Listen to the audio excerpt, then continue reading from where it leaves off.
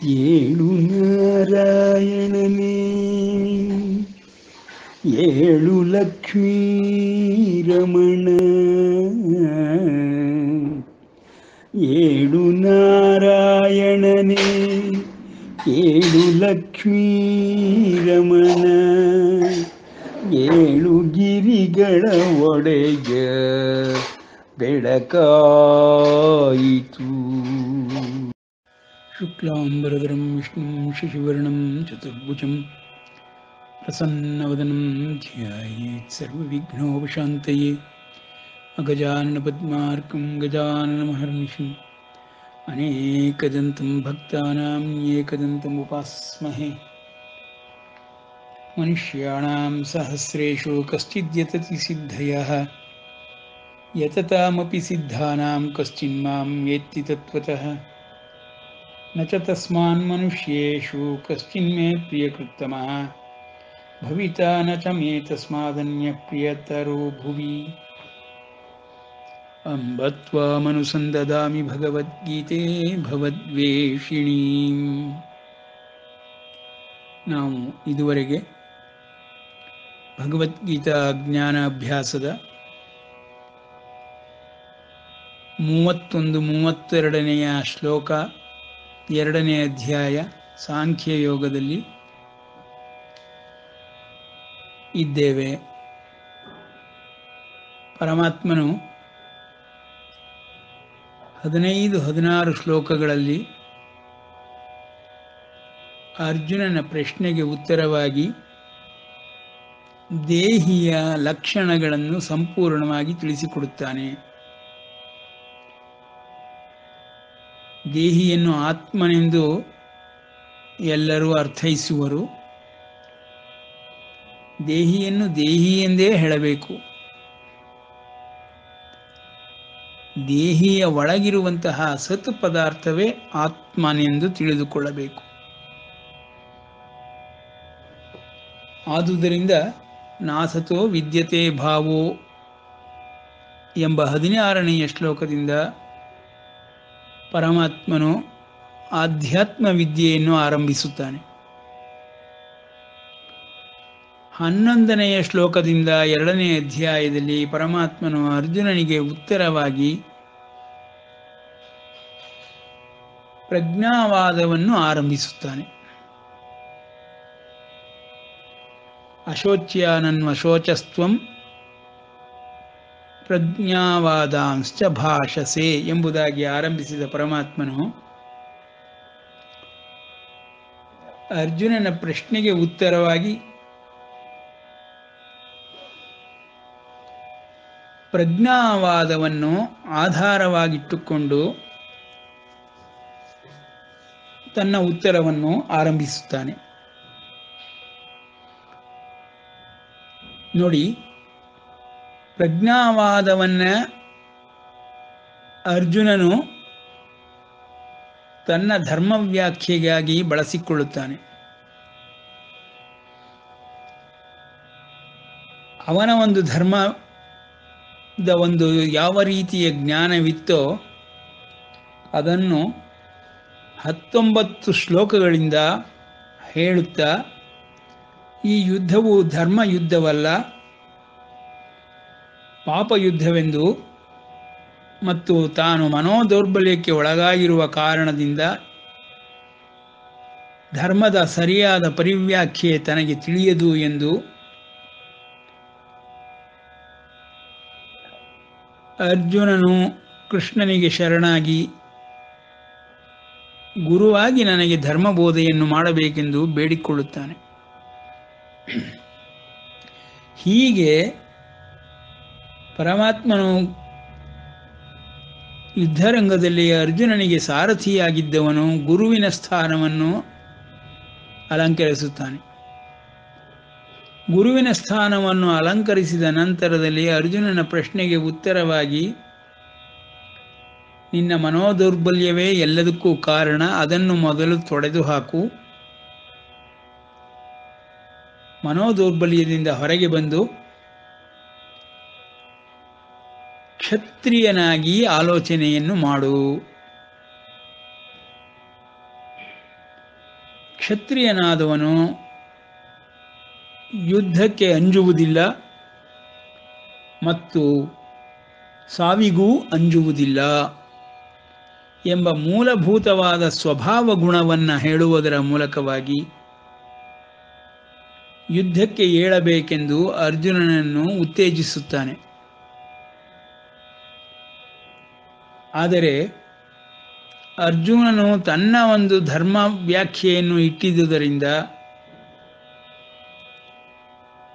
ಮತ್ತು ಯುದ್ಧವಾಡುವುದಿಲ್ಲವೆಂದು ಹೇಳಿದುದರಿಂದ ಅವನಿಗೆ ಧರ್ಮವನ್ನು ಬೋಧಿಸಬೇಕಾದಂತಹ ಸ್ಥಿತಿಯಲ್ಲಿ ಶ್ರೀಕೃಷ್ಣನು ಗುರುವಾಗಿ ಧರ್ಮದ ಬಗ್ಗೆ ಹೇಳಲು ಆರಂಭಿಸುತ್ತಾನೆ. 11ನೆಯ ಶ್ಲೋಕದಲ್ಲಿ ಅರ್ಜುನನ ಪ್ರಶ್ನೆಗೆ ಉತ್ತರವನ್ನು ಕೊಡುತ್ತಾನಾದರೂ 30ನೆಯ ಶ್ಲೋಕದಲ್ಲಿ ಧರ್ಮವನ್ನು ವ್ಯಾಖ್ಯೆಯನ್ನು ಆರಂಭಿಸುತ್ತಾನೆ. 16ನೆಯ ಶ್ಲೋಕದಲ್ಲಿ ಈ ವ್ಯವಸ್ಥೆಯನ್ನೇ ಹೇಗೆ ರಚಿಸಲ್ಪಟ್ಟಿದೆ, ಈ ವಿಶ್ವ ಮತ್ತು ವಿಶ್ವದ ರಚನೆ ಬಗ್ಗೆ ಎಲ್ಲವನ್ನೂ ಹೇಳಲು 16ನೆಯ ಶ್ಲೋಕದಲ್ಲಿ ಆರಂಭಿಸುತ್ತಾನೆ. ಸತು ಎಂಬ ಮೂಲಭೂತವಾದ ವಸ್ತುವನ್ನು ವರ್ಣಿಸುತ್ತಾ ಸತ್, ಸತ್ವ, ಸತ್ಯಗಳೆಂಬ ವಿಷಯಗಳನ್ನು ತಿಳಿಸುತ್ತಾ ಕುಲಧರ್ಮವನ್ನು ಸ್ವಧರ್ಮವೆಂದು ಹೇಳುತ್ತಾ ಧರ್ಮದ ಬಗ್ಗೆ 30ನೆಯ ಶ್ಲೋಕದಲ್ಲಿ ಆರಂಭಿಸುತ್ತಾನೆ.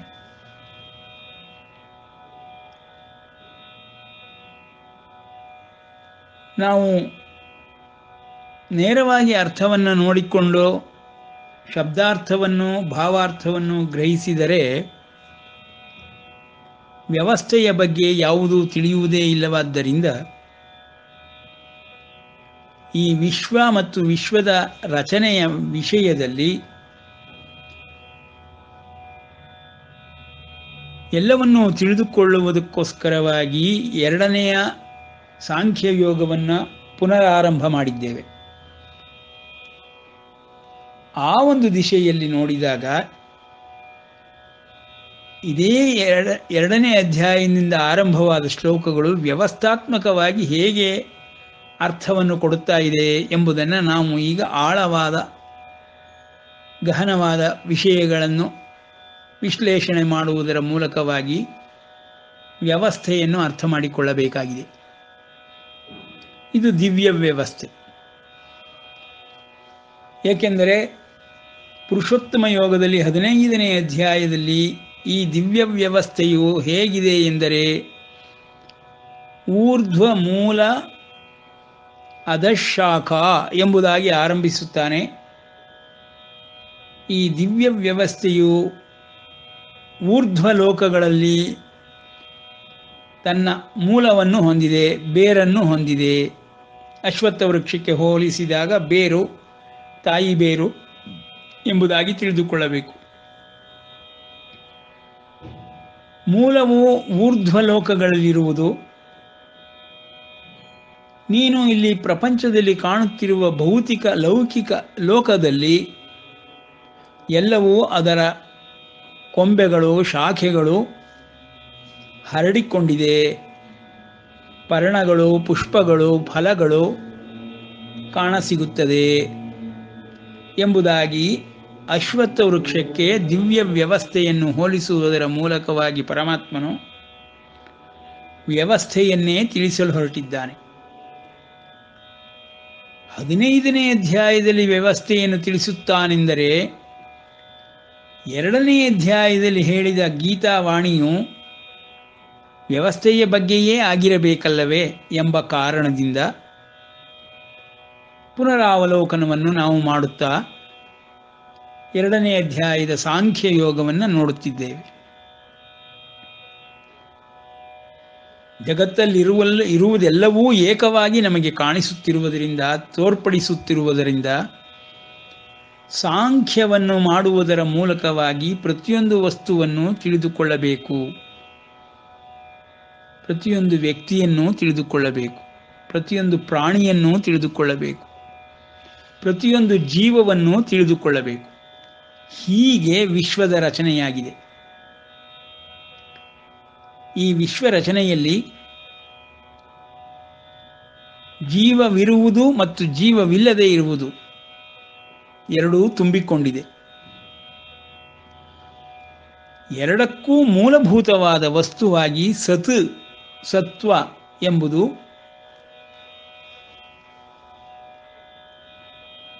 ಅಂತಃ ದೃಷ್ಟಿಯಲ್ಲಿ ನೋಡಿದಾಗ ತಿಳಿದು ಬರುತ್ತದೆ. ಈ ಅಂತರಂಗದ ದೃಷ್ಟಿ, ಅಂತಃಕರಣದ ಪಯಣ ಎಲ್ಲವೂ ನಮಗೆ ಇಲ್ಲಿ ಸೂಕ್ಷ್ಮ ರೂಪದಲ್ಲಿರುವುದರಿಂದ ಎಲ್ಲವನ್ನೂ ಪರಮಾತ್ಮನು ತಿಳಿಸಿಕೊಡಲು ಆರಂಭಿಸಿದ್ದಾನೆ. ಸತ್ವ, ಸತ್ಯ, ಸತ್ಯವೆಂಬ ಆತ್ಮ, ಸಮಷ್ಟಿಯೊಳಗೆ ಪರಮಾತ್ಮ. ಹೀಗೆ ಪ್ರತಿ ಜೀವಾತ್ಮನು ಆತ್ಮನನ್ನು ಮತ್ತು ಜೀವವನ್ನು ಹೊಂದಿರುತ್ತಾನೆ. ಆತ್ಮಕ್ಕೂ ಜೀವಕ್ಕೂ ಬಹಳ ವ್ಯತ್ಯಾಸವಿದೆ. ಆತ್ಮವನ್ನು ಬ್ರಹ್ಮ ಎಂಬ ಪದದಿಂದಲೂ ವೇದ ಉಪನಿಷತ್ಗಳಲ್ಲಿ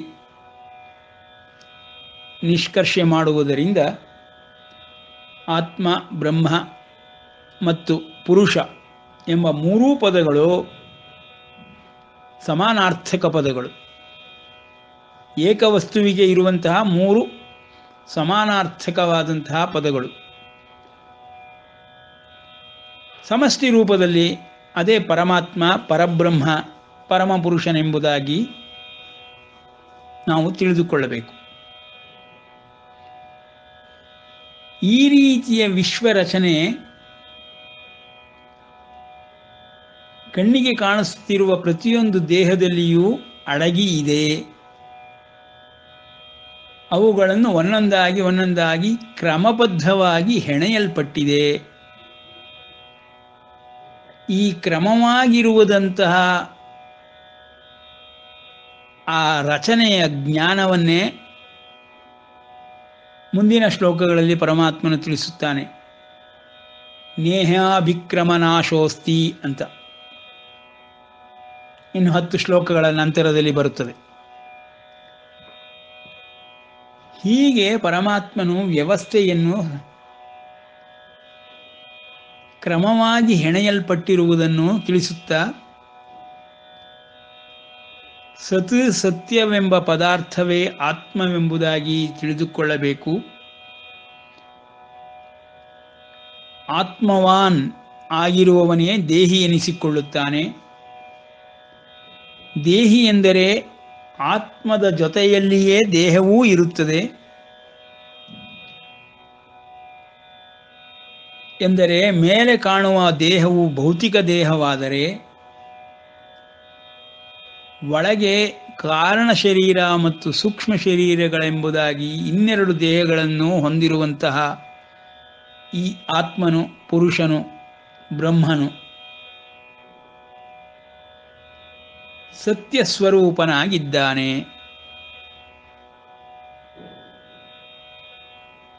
ಆತ್ಮನ ಸತ್ಯ ಸ್ವರೂಪವೇ ಪರಮಾತ್ಮ ಸ್ವರೂಪ. ಪರಮಾತ್ಮನೇ ದೇವರು. ಸತ್ಯ, ಆತ್ಮ, ಪರಮಾತ್ಮ, ದೇವರು ಎಲ್ಲವೂ ಒಂದೇ. ನಿರ್ಗುಣ ನಿರಾಕಾರವಾದ ಸತ್ಯವಾಗಲಿ, ಆತ್ಮವಾಗಲಿ, ಪರಮಾತ್ಮವಾಗಲಿ ರೂಪಧಾರಣೆಯಲ್ಲಿ ದೇವರು ಎಂದೆನಿಸಿಕೊಳ್ಳುತ್ತದೆ. ಹೀಗೆ ರೂಪಧಾರಣೆಯನ್ನು ಧರಿಸಿರುವುದರಿಂದ ಅದನ್ನು ಧರ್ಮವೆಂಬುದಾಗಿ ಹೇಳುತ್ತಾರೆ. ಆ ಧರ್ಮದ ವಿಷಯದಲ್ಲಿ 4 ವರ್ಣಗಳನ್ನು ನಾನೇ ಮಾಡಿದ್ದೇನೆ, 4 ವರ್ಣದವರಿಗೂ ಪಥಗಳುಂಟು. ಧರ್ಮದ ಆಧಾರದ ಮೇಲೆಯೇ ಪಥಗಳು ಉಂಟಾಗಿದೆ. ಆ ಪಥಗಳಿಗೆ ಗುಣಕರ್ಮವೆಂಬ ಲಕ್ಷಣಗಳಿಂದ ಭೇದವನ್ನು ನಾವು ನೋಡಬಹುದು ಎಂಬುದಾಗಿ ತಿಳಿಸುತ್ತಾ ಪರಮಾತ್ಮನು ಆ ವರ್ಣಗಳಿಗೆ ಧರ್ಮವೆಂಬುದು ಸ್ವಧರ್ಮವಾಗುತ್ತದೆ. ಬ್ರಾಹ್ಮಣನಿಗೆ ಸ್ವಧರ್ಮ, ಕ್ಷತ್ರಿಯನಿಗೆ ಸ್ವಧರ್ಮ, ವೈಶ್ಯನಿಗೆ ಸ್ವಧರ್ಮ, ಶೂದ್ರನಿಗೂ ಸ್ವಧರ್ಮವೆಂಬುದಾಗಿ ಧರ್ಮವು 4 ಪಥಗಳನ್ನು ಹೊಂದುತ್ತದೆ. ಈ ಧರ್ಮಪಥಗಳಲ್ಲಿ ಎಲ್ಲರೂ ಹೋಗಿ ಪರಮಾತ್ಮನನ್ನೇ ಸೇರುವರು. ಹುಟ್ಟು ಕಾಣಿಸಿದೊಡನೆ ವ್ಯಕ್ತ ಪ್ರಪಂಚವಾಗಿರುವಂತಹ ಈ ಭೌತಿಕ ಪ್ರಪಂಚದಲ್ಲಿ ವ್ಯಕ್ತಿಯು ಕಾಣಿಸಿಕೊಳ್ಳುತ್ತಾನೆ. ಆ ವ್ಯಕ್ತಿಯು ದೇಹಿ ಎನಿಸಿಕೊಳ್ಳುತ್ತಾನೆ. ಅಂತಃಶರೀರಗಳನ್ನು ಹೊಂದಿರುವಂತಹ ಈ ವ್ಯಕ್ತಿಯು ಸತ್ಯವಸ್ತುವನ್ನು ಆತ್ಮನಾಗಿ ಹೊಂದಿರುತ್ತಾನೆ. ಆದ ಕಾರಣದಿಂದ ಇಂದ್ರಿಯಗಳು, ಮನಸ್ಸು, ಬುದ್ಧಿ, ಪ್ರಜ್ಞೆ ಎಂಬಲ್ಲಿಗೆ ನಿಂತು ಹೋಗುವಂತಹ ಈ ಪ್ರಜ್ಞಾವಾದಿಗಳ ಈ ಒಂದು ರಚನೆ ಆತ್ಮನಿಂದ ಆರಂಭವಾಗಿದೆ. ಆತ್ಮನನ್ನು ತಿಳಿದುಕೊಳ್ಳದೇ ಇರುವವರು ಪ್ರಜ್ಞೆಯಿಂದಲೇ ಆರಂಭವಾಗಿದೆ ಎಂಬುದಾಗಿ ಪ್ರಜ್ಞಾವಾದವನ್ನು ಮಂಡಿಸುತ್ತಾರೆ.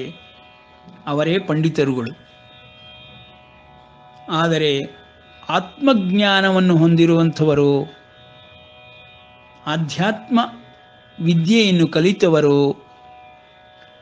ವೇದಾಂತಿಗಳು ಬ್ರಹ್ಮವಾದದಲ್ಲಿ, ಆತ್ಮವಾದದಲ್ಲಿ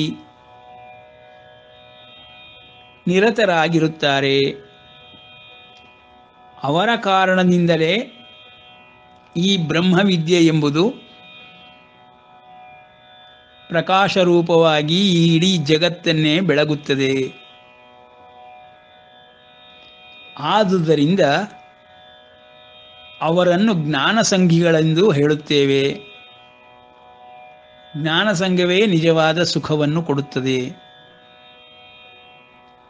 ಈ ಮರ್ತ್ಯಲೋಕದಲ್ಲಿ ಜನಿಸುವವರೆಲ್ಲರೂ ಜ್ಞಾನಿಗಳು. ಕರ್ಮಸಂಗದಿಂದ ಮರ್ತ್ಯಲೋಕದಲ್ಲಿ ಜನಿಸಬೇಕಾಗುತ್ತದೆ. ಈ ಲೋಕವನ್ನು ಇಹಲೋಕವೆಂಬುದಾಗಿ ಪರಮಾತ್ಮನು ಹೇಳುತ್ತಾನೆ. ಜ್ಞಾನಿಗಳ ಪುಣ್ಯಲೋಕಗಳನ್ನು ಪರಲೋಕವೆಂದು ಹೇಳುತ್ತಾನೆ. ಹೀಗೆ ಜ್ಞಾನಸಂಗ ಮತ್ತು ಕರ್ಮಸಂಗದಿಂದ ಎರಡೂ ಲೋಕಗಳು ನಿರಂತರವಾಗಿ ಕಾರ್ಯವನ್ನು ನಿರ್ವಹಿಸುತ್ತಿರುತ್ತದೆ. ಧರ್ಮಪಥಗಳಲ್ಲಿ ಸಕಲ ಜೀವಾತ್ಮಗಳು ಪಯಣವನ್ನು ಹುಟ್ಟಿನಿಂದಲೇ ಆರಂಭಿಸಿ ಬಿಡುತ್ತದೆ. ಈ ಹುಟ್ಟಿನಿಂದಲೇ 4 ವರ್ಣಗಳಲ್ಲಿ ಹುಟ್ಟುವಂತಹ ಜೀವಾತ್ಮಗಳು ಇಹಲೋಕದಲ್ಲಿ ಹುಟ್ಟಿದೊಡನೆಯೇ ಕರ್ಮಠರಾಗಿಯೇ ಹುಟ್ಟುತ್ತಾರೆ. ಕಾರಣ ರಜೋಗುಣದಿಂದ ಕರ್ಮಸಂಗ ಉಂಟಾಗುತ್ತದೆ. ಕರ್ಮಸಂಗದಿಂದಲೇ ಮನುಷ್ಯ ಲೋಕದಲ್ಲಿ ಪ್ರತಿಯೊಂದು ಆತ್ಮವು ಬಧ್ನಾತಿ, ನಿಬಧ್ನಂತಿ. ಸತ್ವರಜಸ್ತಮ ಇತಿ ಗುಣಾಃ ಪ್ರಕೃತಿ ಸಂಭವಾಃ. ಪ್ರಕೃತಿ ಎಂದರೆ ದೇಹವೂ ಆಗುತ್ತದೆ. ದೇಹದ ಸುತ್ತಲೂ ಇರುವ ಪ್ರಕೃತಿಯೂ ಈ ಪ್ರಪಂಚವೂ ಆಗುತ್ತದೆ. ಈ ಪ್ರಕೃತಿಯಲ್ಲಿ ಉಂಟಾಗುತ್ತಿರುವಂತಹ ಸತ್ವರಜಸ್ತಮೋ ಗುಣಗಳೆಂಬುದು ನಿಬಧ್ನಂತಿ ಮಹಾಬಾಹೋ ದೇಹೇ ದೇಹಿನಂ ಅವ್ಯಯಂ. ಆತ್ಮನಂ ಅಂತ ಹೇಳಿಲ್ಲ ಇಲ್ಲಿ, ಆತ್ಮನ್ ಅಂತ ಹೇಳಿಲ್ಲ ಇಲ್ಲಿ, ದೇಹಿನಂ ಅಂತ ಹೇಳಿದ ಪರಮಾತ್ಮ. ಅಂದರೆ ಪ್ರತಿ ದೇಹಿಯನ್ನು ಈ ಮರ್ತ್ಯಲೋಕದ ಭೌತಿಕ ಶರೀರವು ಅವನ ಗುಣಗಳ ಆಧಾರದ ಮೇಲೆ ಅವನನ್ನು ಬಂಧಿಸುತ್ತದೆ ಎಂಬುದಾಗಿ ಹೇಳುತ್ತಿದ್ದಾನೆ. ಗುಣತ್ರಯ ವಿಭಾಗದ ಅಧ್ಯಾಯ 14 5ನೇ ಶ್ಲೋಕದಲ್ಲಿ 6ನೇ ಶ್ಲೋಕದಲ್ಲಿ ನಾವು ಗುಣಗಳ ಸಂಬಂಧವಾಗಿ ಇವುಗಳನ್ನು ಕಲಿತೆವು. ಅದೇ 6ನೇ ಶ್ಲೋಕದಲ್ಲಿ 14ನೇ ಅಧ್ಯಾಯದಲ್ಲಿ ತನ್ನಿ ಬದ್ನಾತಿ ಕೌಂತೆಯ ಕರ್ಮಸಂಗೇನ ದೇಹಿನಂ. ಸತ್ವಗುಣ ಸಂಪನ್ನರಾದವರಾದರೆ ಜ್ಞಾನ ಸಂಘದಿಂದ ಬಂಧಿಸಲ್ಪಡುತ್ತಾರೆ. ರಜೋಗುಣ ಸಂಬಂಧದಿಂದ ಜನಿಸಿದರೆ ಕರ್ಮಸಂಗದಿಂದ ಅವರು ಬಂಧಿಸಲ್ಪಡುತ್ತಾರೆ. ತನ್ನಿಬಧ್ನಾತಿ ಕೌಂತೆಯ ಕರ್ಮಸಂಗೇನ ದೇಹಿನಂ ಎಂಬುದಾಗಿ ಕರ್ಮಸಂಗವನ್ನು ಮನುಜಾದಿಗಳಿಗೆಲ್ಲರಿಗೂ ಹೇಳಿರುತ್ತಾರೆ. ಸೊ ಹುಟ್ಟಿನಿಂದ ಪ್ರತಿಯೊಬ್ಬರೂ ಕರ್ಮಸಂಗಿಗಳೇ, ಕರ್ಮಠರೇ. ಆದರೆ ಜ್ಞಾನ ಸಂಪಾದನೆಯಿಂದ ಅವರುಗಳು ಜ್ಞಾನಿಗಳಾಗುತ್ತಾರೆ. ಜ್ಞಾನಿಗಳಾದರೆ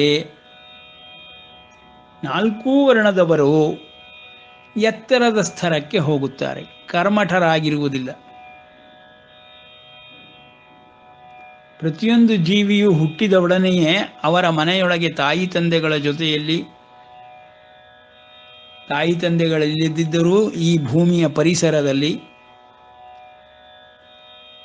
ಸಮಾಜದಲ್ಲಿ ಜ್ಞಾನವನ್ನು ಪಡೆದುಕೊಳ್ಳುತ್ತಾ ಹೋಗುತ್ತಾರೆ. ಭಾಷೆಯೇ ಮೊದಲ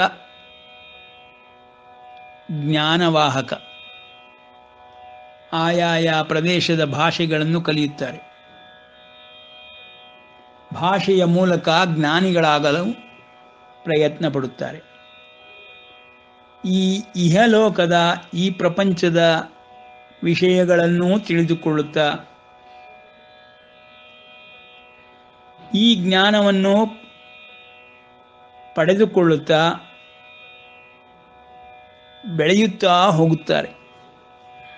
ದೇಹದೊಳಗೆ 2 ರೀತಿಯ ಪ್ರಯಾಣಗಳು ಏಕಕಾಲದಲ್ಲಿ ನಡೆಯುತ್ತಿರುತ್ತದೆ ಎಂಬುದಾಗಿ ನಾವು ಹಿಂದಿನ ದಿನಗಳಲ್ಲಿ ಹೇಳಿದಂತೆ, ದೈಹಿಕವಾದ ಪ್ರಕೃತಿ ಗುಣಗಳಿಂದ ಬಂದಿರುವಂತಹ ಈ ದೇಹವು ಬೆಳೆಯುತ್ತಲೇ ಇರುತ್ತದೆ. ಹುಟ್ಟಿನಿಂದ 20 ವರ್ಷಗಳ ತನಕವೂ ಮನುಷ್ಯ ಗಣಕ್ಕೆ, ಮತ್ತು ಜ್ಞಾನದಿಂದ ದೇಹದ ಒಳಗೂ ಬೆಳೆಯುತ್ತಲೇ ಇರುತ್ತದೆ. ಸೊ ಕರ್ಮಗಳು ಜ್ಞಾನೋತ್ಪತ್ತಿಯನ್ನು ಕೊಡುತ್ತಾ ಹೋದ ಹಾಗೆ ಜ್ಞಾನಿಗಳಾಗುತ್ತಾ ಹೋಗುತ್ತಾರೆ. ಎಲ್ಲರೂ ಕರ್ಮಠರಾಗಿಯೇ ಹುಟ್ಟುತ್ತಾರೆ. ಆಯಾಯ ವರ್ಣಗಳಲ್ಲಿಯೇ ಹುಟ್ಟಿದರೂ ಗುಣಕರ್ಮಗಳು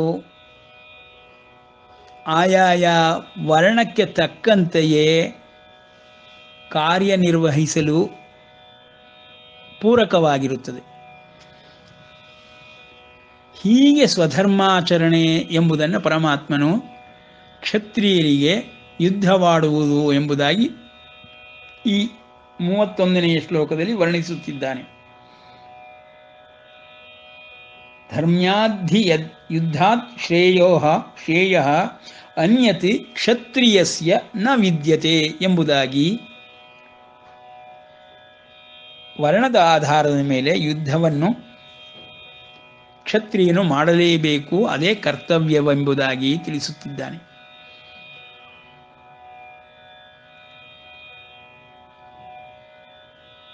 ನೋಡಿ, ಎಲ್ಲರೂ ಕರ್ಮಠರಾಗಿಯೇ ಹುಟ್ಟುತ್ತಾರೆ. ಆನಂತರದಲ್ಲಿ ಅವರವರ ವರ್ಣಗಳಲ್ಲಿ ಜ್ಞಾನಿಗಳಾಗುತ್ತಾ ಹೋಗುತ್ತಾರೆ.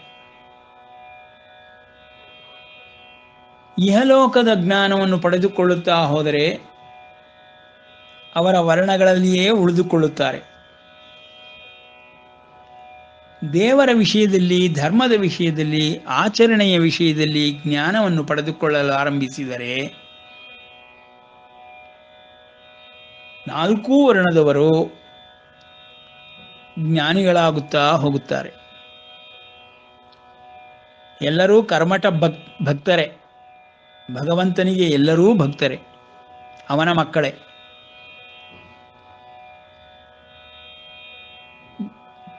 ಕರ್ಮದಿಂದ ಭಕ್ತಿಯನ್ನು ತೋರಿಸುವಂತಹ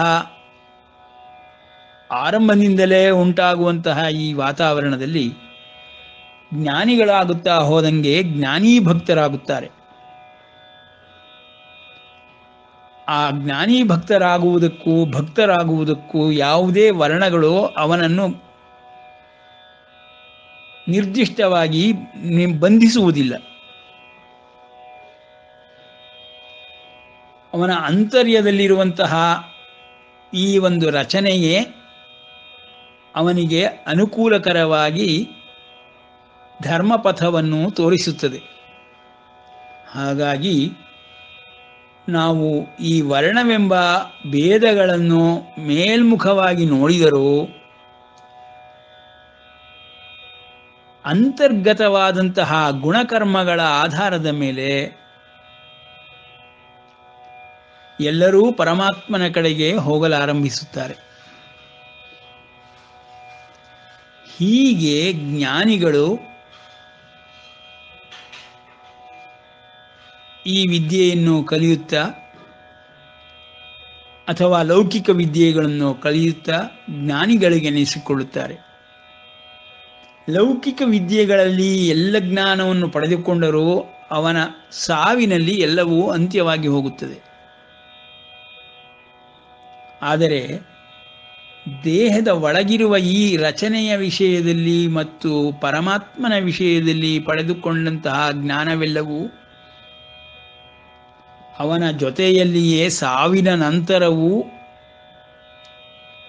ಅವನ ಆಸ್ತಿಯಾಗಿ ಹೋಗುತ್ತದೆ. ಹೀಗೆ ಜ್ಞಾನಿಗಳಾಗಿ ಮತ್ತೆ ಮತ್ತೆ ಹುಟ್ಟುವಾಗ ಜ್ಞಾನ ಸಂಗದ ವಾತಾವರಣದಲ್ಲಿಯೇ ಹುಟ್ಟುತ್ತಾನೆ. ಆ ಜ್ಞಾನಕ್ಕೆ ತಕ್ಕಂತೆ ವಿವಿಧ ಸ್ತರಗಳಲ್ಲಿ ಅವನು ಜನ್ಮವನ್ನು ತಾಳುತ್ತಾನೆ.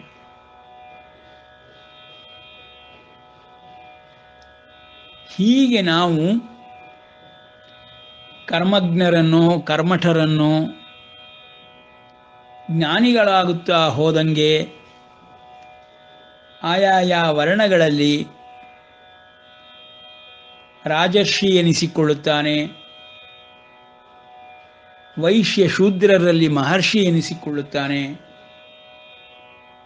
ಬ್ರಾಹ್ಮಣರಲ್ಲಿ ಬ್ರಹ್ಮಜ್ಞಾನಿಯಾಗಿ ಬ್ರಹ್ಮರ್ಷಿ ಎನಿಸಿಕೊಳ್ಳುತ್ತಾನೆ. ಹೀಗೆ ಬ್ರಾಹ್ಮಣ ಎಂಬ ಪದಕ್ಕೆ ಅರ್ಥವನ್ನು ನಾವು ತಿಳಿದುಕೊಳ್ಳಬೇಕು.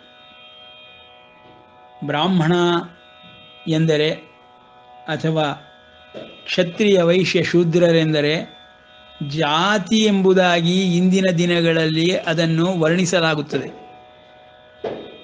ವರ್ಣಗಳು ಜಾತಿಗಿಂತ ಬಹಳ ಬಹಳ ಭಿನ್ನತೆಯನ್ನು, ಅಂತರವನ್ನು ಹೊಂದಿದೆ. ಆ ಕಾರಣದಿಂದ ವರ್ಣಗಳ ವಿಷಯಗಳಲ್ಲಿ ಚರ್ಚೆಯನ್ನು ಮಾಡುವಾಗ ಜಾತಿಯ ಜ್ಞಾನದ ಆಧಾರದ ಮೇಲೆ ಚರ್ಚೆಯನ್ನು ಮಾಡಕೂಡದು. ಆಗಷ್ಟೇ ಸರಿಯಾದ ವಿಶ್ವರಚನೆಯಲ್ಲಿ ಕೃಷ್ಣನು ತಿಳಿಸಿರುವಂತಹ ವರ್ಣಗಳ ಬಗ್ಗೆ ನಮಗೆ ಸರಿಯಾದ ಜ್ಞಾನ ಉಂಟಾಗುತ್ತದೆ. ಆ ಸಮ್ಯಕ್ ಜ್ಞಾನದಿಂದಲೇ ಜ್ಞಾನಸಂಗ, ಜ್ಞಾನಸಂಗದಿಂದಲೇ ಸುಖ ಮತ್ತು ಪುಣ್ಯಲೋಕಗಳಿಗೆ ಹೋಗುವವನಾಗುತ್ತಾನೆ. ಮನುಷ್ಯ ಲೋಕದಲ್ಲಿ ಮತ್ತೆ ಮತ್ತೆ ಕರ್ಮ ಸಂಬಂಧಿಯಾಗಿ ರಜೋಗುಣವನ್ನು ಹೊತ್ತುಕೊಂಡು ಹುಟ್ಟುವುದಿಲ್ಲ. ಹೀಗೆ ನಾವು ರಜೋಗುಣವನ್ನು, ತಮೋಗುಣವನ್ನು ಮತ್ತು ಸತ್ವಗುಣಗಳನ್ನು ಅರ್ಥ ಮಾಡಿಕೊಂಡು ಆ ಗುಣಗಳ ಆಧಾರದ ಮೇಲೆ ಗುಣಕರ್ಮವನ್ನು ಹೊಂದಿ ಹುಟ್ಟುವ ಪ್ರತಿಯೊಬ್ಬನೂ ಕರ್ಮಠನಾಗಿ ಕರ್ಮದಿಂದ ಜ್ಞಾನವನ್ನು ಪಡೆಯುವವನಾಗಿ ಮುಂದುವರಿಯುತ್ತಾನೆಂಬುದಾಗಿ ತಿಳಿದುಕೊಳ್ಳಬೇಕು. ಇದೇ ಧರ್ಮ. ಧರ್ಮದ ಆಧಾರದ ಮೇಲೆ ಪ್ರತಿಯೊಬ್ಬನೂ ದೇಹಗಳನ್ನು ಧರಿಸುತ್ತಾನೆ, ಪ್ರತಿಯೊಂದು ಜೀವಾತ್ಮನೂ ದೇಹವನ್ನು ಧರಿಸಿರುತ್ತಾನೆ ಎಂಬುದಾಗಿ ನಾವು ಈ ವಿದ್ಯೆಯ ಆರಂಭವನ್ನು ಮಾಡಬೇಕು.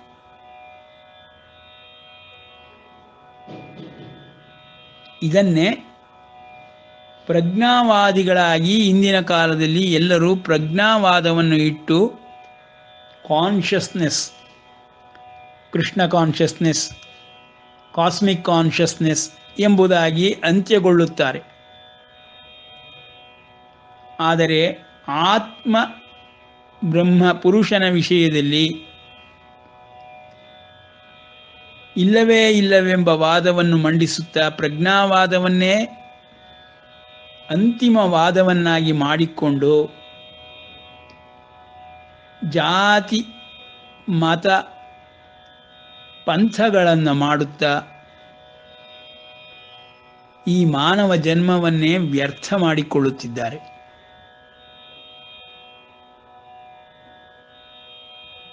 ಎಂಬಲ್ಲಿಗೆ ಇಂದು ನಿಲ್ಲಿಸಿರೋಣ. ಶ್ರೀಕೃಷ್ಣಾರ್ಪಣಮಸ್ತು.